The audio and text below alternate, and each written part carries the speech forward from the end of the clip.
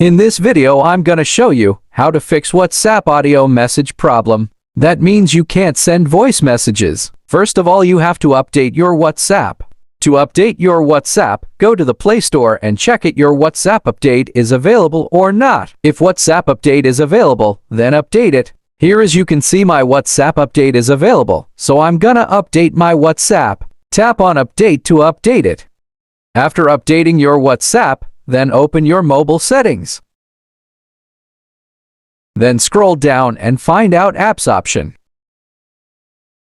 Tap on Apps. From here, tap on the search icon at the top. Now search WhatsApp.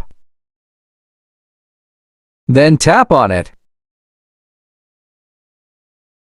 From here you have to tap on Storage. Then tap on Clear Data. Tap on OK. Now go back. Tap on Permission. From here you have to allow some of these permissions. By doing these all stuff, our problem has been fixed. So, let's prove it. I'm gonna open an inbox. Now tap on the recording icon. As you can see, my voice message has been sent very quickly.